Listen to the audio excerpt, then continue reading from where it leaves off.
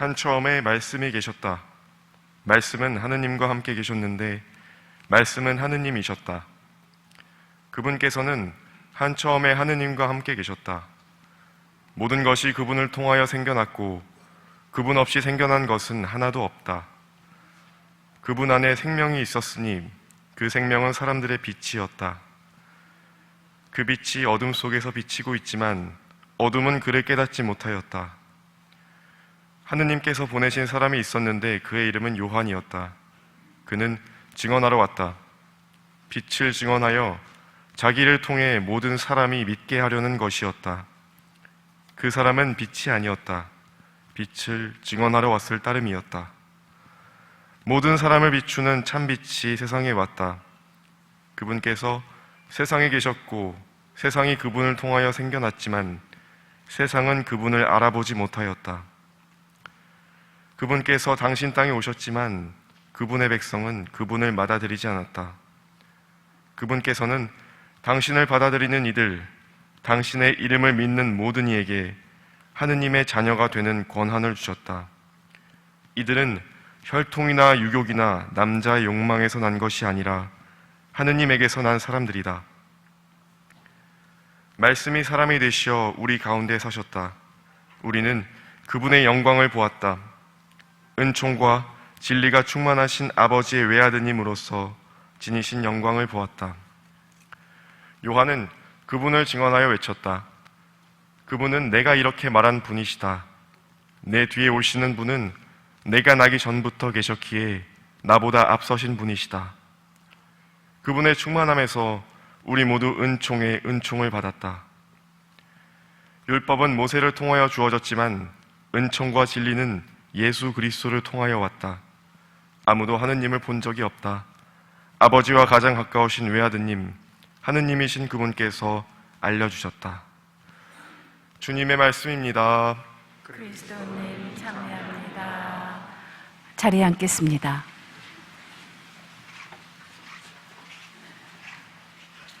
참 예수님, 하나님의 복동이 고맙습니다. 고맙습니다.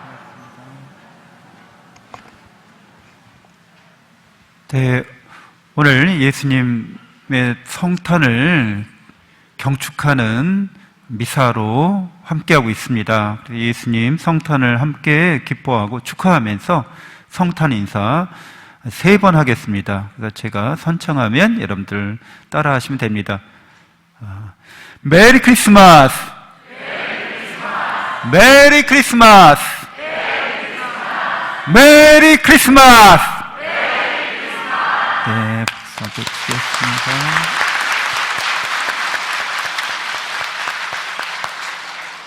네, 또 오늘 뜻깊은 이 성탄절에 세례식을 거행하게 돼서 더 기쁘게, 더 의미 있게 오늘 다가옵니다.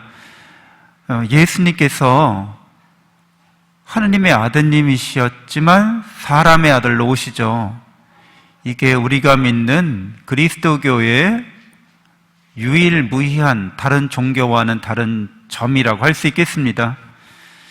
그래서 예수님이 하느님의 아드님이신데 사람의 아들로 오셨어. 그래서 이것을 믿기가 너무 어려웠기 때문에 초대교회부터 이단들이 많았어요. 예수님은 사람이 아니었다. 그냥 사람처럼 보였을 뿐이다. 가현설이라고 하죠. 아니다. 예수님은 신이 아니었다. 그냥 사람이었다. 너무 훌륭하게 살아서 신으로 이렇게 된 거다. 신이 입양한 거다. 이렇게 상반되는 주장의 이단들이 있었어요. 근데 예수님은 참 하느님이시요 참 사람이라는 이 신앙 고백을 가톨릭 교회는 431년에 에페소 공의회를 통해서 딱 한 문장으로 정리를 합니다. 하느님의 어머니라는 칭호로 성모 마리아를 호칭함으로써 인간인 마리아를 통해서 하느님의 아들이 태어나셨다라는 이 진실을 선언하게 되는 거죠. 그래서 하느님의 어머니라는 칭호는 하느님께서 마리아 인간에게 사람의 아들로 오셨다는 것을 이렇게 증언하고 있는 겁니다. 그러니까 우리는 오늘 구유에 누우신 아기 예수님, 성모 마리아를 통하여 이 세상에 오신 하느님의 아드님을 보고 있는 거죠.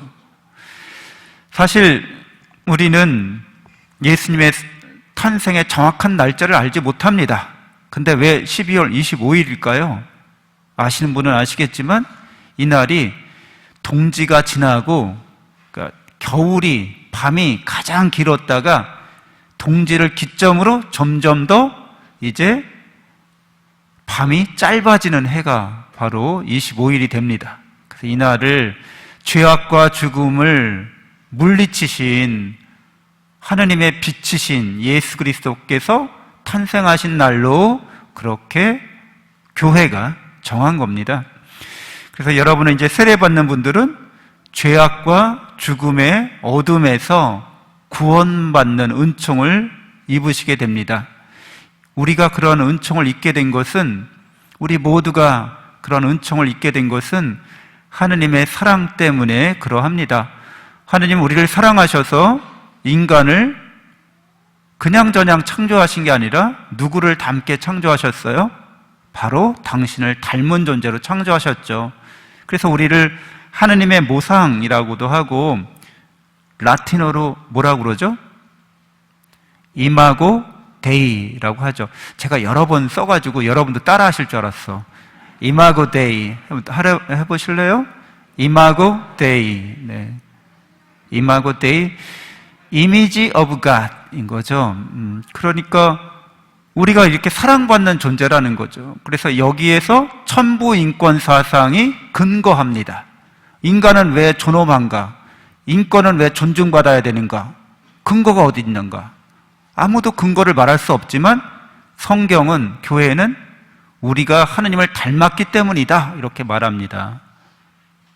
그래서 우리가 이렇게 하느님을 닮았기 때문에 자연스럽게 어떻게 되어가는 게 합당하고 올바른 일이겠어요? 하느님을 닮아가는 거죠. 그래서 인간은 하느님을 닮아가도록 창조된 거예요. 하느님을 닮았기 때문에 닮아가는 것은 하느님의 사랑 속에 있으면, 하느님을 사랑하면 자연스럽고도 당연한 일이 됩니다. 그런데 하느님은 우리에게 그런 사랑과 은총을 베푸시면서도 우리 스스로도 하느님을 사랑하기를 원하셨지, 우리가 억지로, 강제로 그렇게 하느님을 사랑하기를 원하지 않으셨어요. 그래서 우리에게 자유를 주신 거죠. 근데 우리의 원조가, 아담과 하와가 자유롭게 하느님을 사랑하지 않기로 그렇게 선택하고 결정해 버렸습니다. 그래서 그 인간의 원조의 그런 죄로 말미암아 우리도 그 죄성을 물려받게 됐다고 교회가 가르쳐요. 내가 지은 죄도 아닌데 왜 내가 그 죄의 영향을 받아? 그 성경에서 말하는 인간은 단독자가 아닌 거예요. 개인이 아닌 거예요. 공동체 안에서, 보편적 공동체 안에서의 개인입니다. 그래서 보편적 인간이 저지른, 우리의 조상이 저지른 그 죄가 자손들에게도 미친다고 봤어요. 그 아담과 하와 그 두 사람 안에 모든 인류가 있다고 생각하는 거예요. 그래서 이스라엘 사람들은 약속을 할 때 사타구니에 손을 놓고 약속을 해요. 이게 뭐냐면 그 사람의 생식기 안에 모든 그 사람의 후손들이 다 있다는 거예요. 그러니까 한 사람을 두고 하는 맹세가 아니라 전체를 두고 하는 맹세이기 때문에 더 중요하고 반드시 지켜야 되만 하는 맹세로서 그런 약속의 형식을 취한 겁니다. 그러니까 이스라엘 사람들의 성경적인 사고방식은 우리 개개인이 단독자가 아니라 공동체 안에서 하나라고 본 거예요. 그리고 공동체의 대표가 바로 우리의 원조라는 겁니다. 그래서 그 사람이 잘못했을 때 우리도 그 안에 있었다는 거예요. 개별자로서. 그래서 그 사람이 죄를 지었을 때 우리도 그런 죄성이 있어서 우리가 지은 죄처럼 그렇게 영향을 받는다는 거죠. 그래서 하느님이 계신데도 하느님 없어 한다는 거죠. 하느님을 믿을 수 있는데도 불구하고 안 믿으려고 한다는 거예요. 그리고 하느님께 희망을 두어야 함에도 하느님께 희망을 두지 않으려고 한다는 거예요. 하느님을 마땅히 사랑해야 함에도 하느님을 사랑하지 않으려고 한다는 거예요. 이게 우리의 죄성을 드러낸다는 겁니다. 그래서 우리를 이런 원죄로부터 또 우리가 그런 죄성을 물려받았기 때문에 하나님을 사랑하지 않는 죄를 너무 쉽게 짓는다고 이렇게 말합니다. 그래서 성경에서 말하는 죄는 뭐라고 말씀드렸어요? 목적에서 어긋난 걸 죄라고 했다고 그랬잖아요. 우리 인간의 목적이 어디 있어요? 하나님을 닮은 인간의 그 목적이 하나님을 닮아가는 데 있는데 그건 사랑 안에서만 가능한 거잖아요. 은총 안에서. 근데 사랑과 은총을 스스로 떠났어요. 이렇게 원조가. 그래서 우리가 하나님을 못 닮아가게 됐어. 이 말은 하나님이 아니라 다른 거를 하나님보다 더 사랑하고 있다는 거예요. 그것이 우리의 죄성을, 이제 죄의 열매를 우리 안에 맺게 합니다. 그래서 죄의 결과가 죽음에 이른다고 성경은 전해주고 있어요. 그 죄악과 죽음으로부터 벗어날 수 없는 인간 존재를 성경은 이야기합니다. 그래서 이 성경에서 말하는 죽음은 이렇게 하나님의 사랑과 은총이 풍요로운데도 그 사랑과 은총을 믿지 않고 그 사랑과 은총에 반응하지 않는다는 거예요. 우리가 생명 현상이 없다, 죽었다, 저 사람 이렇게 판단할 때 생체 반응이 없죠. 그 생명 반응이 없으면 죽었다고 판정 내립니다. 그것처럼 하나님께서 우리를 사랑하시고 은총을 풍요롭게 베푸는데도 감사하지 않고 그거를 믿지 않고 거기에 희망을 두지 않으면 영적으로 죽어 있는 상태라는 거죠. 그래서 인간이 인간다움을 잃어버렸다는 거예요. 자기가 누군지도 모르고 자기가 어떻게 살아야 될지도 모르고 하나님을 닮아가야 함에도 불구하고 하나님을 닮아가기는커녕 하나님이 아닌 다른 걸 사랑하기 때문에 그 대상을 닮아간다는 거죠. 그래서 우리는 이걸 뭐라고 그래요? 속물화라고 합니다. 물화된다는 거예요. 원래는 신화되어야 하는데 반대로 물화된다는 거죠. 그러니까 피조물을 닮아간다는 거예요. 하나님께서 만든 이 피조물들을 점점 사랑하기 때문에 그렇게 물화되고 있는 거죠. 다른 말로 하면 사물화된다는 겁니다.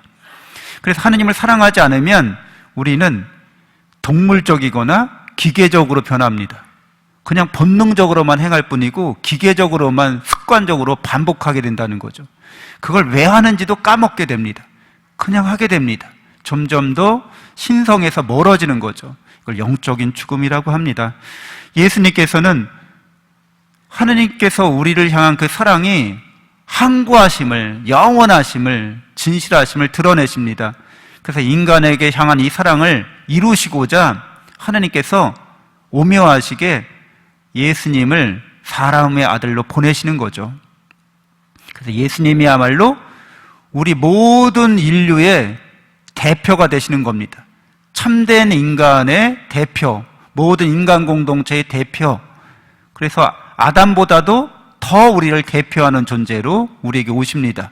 예수님은 참 하나님이신 거죠. 그러니까 아담을 창조할 때 누구를 본따서 만드는 거예요? 예수님을 본따서 만든 거거든요. 그렇기 때문에 예수님이 직접 사람의 아들로 오셨을 때 사람 중에 사람, 참 사람이 되십니다. 그리고 이분께서 하느님과 사람 사이에 사랑의 약속을 완전히 성취해 주십니다. 그래서 우리가 예수 그리스도를 믿을 때 예수 그리스도를 통해서 그 사랑의 약속이 성취된 그 은총을 우리가 이렇게 입게 됩니다. 그럼으로써 예수님이 십자가의 상에서 우리의 죄값을 치러주신 그 자비의 은총이 세례받는 모든 사람들에게 흘러 넘칩니다. 그러니까 우리는 예수님을 통해서 하느님과 사랑의 약속을 한 거예요. 예수님이 그 사랑의 약속을 성취하셨기 때문에 사랑의 약속에 따른 은총이 우리는 그냥 선물로 그냥 받게 되는 거죠. 우리가 직접적으로 한 건 아니지만 우리의 대표가 되시는, 우리의 원형이신 참사람이신 예수님이 이루어 주셨기 때문에 우리도 자비의 은총을 입게 돼서 죄악과 죽음에서 해방된 사람들이 됩니다. 그리고 이제 그 사랑과 은총을 깨닫고 믿는 우리는 그 사랑과 은총 안에서 예수님과 함께 점점 더 하나님을 닮아가는 삶을 살아가게 됩니다. 세례성사가 바로 그걸 말해줍니다. 그러니까 세례성사에 임하는 모든 사람들은 예수님을 통해서 하나님과 어떻게 한 사람들이에요? 약속한 사람들인 거예요. 계약을 맺은 거죠. 어떤 약속, 어떤 계약이에요? 그 내용이 사랑의 약속, 사랑의 계약입니다. 모든 것 위에 하나님을 사랑하기로 약속한 거예요. 계약을 맺은 거예요. 예수님이 그 약속을, 계약을 이루시기 위해서 당신을 십자가상의 희생 제물로 바치신 거예요. 옛날에 약속을 하거나 계약을 맺을 때는 반드시 제물을 바쳤거든요. 예수님은 그 약속의 제물이 되십니다. 그리고 동시에 우리 죄를 위한 속죄의 제물도 되십니다. 그럼으로써 사랑의 뭔지를 우리에게 알려주신 것이기도 합니다. 그러니까 세례받는 사람들은, 우리 모두는, 우리도 예수님과 예수님을 통해서 이 사랑의 약속을 했기 때문에, 또 예수님이 사랑의 뭔지를 가르쳐 주셨기 때문에 기꺼이 나를 희생해서 사랑의 제물로 봉헌하겠습니다, 이렇게 고백하는 거죠. 대단히 우리 힘으로는 할 수 없는 것이죠. 그래서 여전히 우리 힘으로 할 수 없기 때문에 예수님께서 늘 우리를 도와주십니다. 성사를 통해서 도와주시는 거죠. 가톨릭 교회는 성사적인 교회입니다. 그래서 세례성사 받으실 때 이렇게 우리를 사랑하신 그 예수님이, 이 사랑의 약속을 성취하신 예수님이 늘 우리와 함께하고 계시는 거예요. 세례성사 중에도 물로 우리가 씻김을 받을 때 그 물이 곧 예수 그리스도의 피를 의미합니다. 내가 너를 사랑하기 때문에 이렇게 피 흘리기까지 너를 사랑하여서 너를 죄악과 죽음에서 구원하시겠다고 하시고 현존하고 계시는 겁니다. 고해성사 때도 마찬가지예요. 예수님이 우리를 사랑하시기 때문에 우리 죄를 용서하시는 그 사랑의 마음으로 죽으셨다 부활하신 그분이 고해성사 안에 사제를 통해서 계속 현존하고 계시는 겁니다. 또 여러분이 이제 세례성사를 받으시고 성체를 영하시잖아요. 내가 너희를 사랑하기 때문에 나의 모든 것을 내어줬고 그것을 빵의 형태로, 빵의 모습으로 거기에 내가 사랑의 마음으로 현존하고 있어. 그러니까 나의 사랑을 너희가 제발 깨닫고 믿고 그 사랑 안에서 너희도 너희 자신을 사랑하면서 너의 가족을, 이웃을 너 자신처럼 사랑하면서 하나님의 사랑으로 하느님을 향해서 나와 함께 늘 걸어가자, 나와 함께 인생을 살아가자, 이렇게 말씀해 주시는 거죠. 너무 기쁜 소식이죠. 영원하고 진실한 사랑이 예수님을 통해서 우리에게 충만하다는 겁니다. 그리고 이러한 믿음, 이러한 희망, 이러한 사랑은 우리로 하여금 반드시 이루어지게 만들고 성취되게 만들고 또 우리를 하여금 올바른 관계를 하느님과 계속 맺어가게 합니다. 하나님의 사랑을 믿는 게 올바른 관계예요. 하나님의 은총을 받는 게 올바른 관계예요. 여러분은 자녀를 사랑으로 키울 때, 이렇게 갓난아기 키울 때 자녀가 어떻게 하는 게 부모님께 올바른 효도를 바치는 거겠어요? 그냥 그 사랑을 받는 거예요. 어머니의 그 보살핌을, 아버지의 그 보살핌을 갓난아기가 그냥 받는 거예요. 그게 아버지와 자녀 사이의 올바른 관계입니다. 자녀가 제가 설거지 좀 도와드릴게요. 갓난아기가 제가 저기 기저귀 안 갈게 똥오 좀 가릴게요. 제가 태어나면서 엄마 말씀, 아빠 말씀 잘 들을게요. 얘가 이렇게 또박또박 말하고 이렇게 똥오 좀 가리고 막 이러면 어떻겠어요? 얘가 왜 이래? 이렇게. 여러분은 하나님의 사랑과 은총 안에 머무시고 생활하시면서 여러분은 다만 예수님의 그 은총이 우리 삶에 열매 맺을 수 있도록 거둘 뿐인 거죠. 이렇게 도와드리는 겁니다.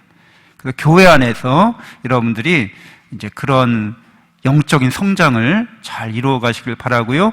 대부 대모님들도 그렇게 세례받는 하느님의 자녀들이 잘 영적으로 성숙해 갈 수 있도록 기도하시면서 잘 신앙인의 선배로서의 모범을 잘 보여주시기 바랍니다. 우리 신앙 공동체 또한 세례받는 분들이 그렇게 우리 공동체 안에서 하느님을 닮아갈 수 있도록 기도하면서 함께 하겠습니다. 잠시 눈을 감고 묵상하겠습니다.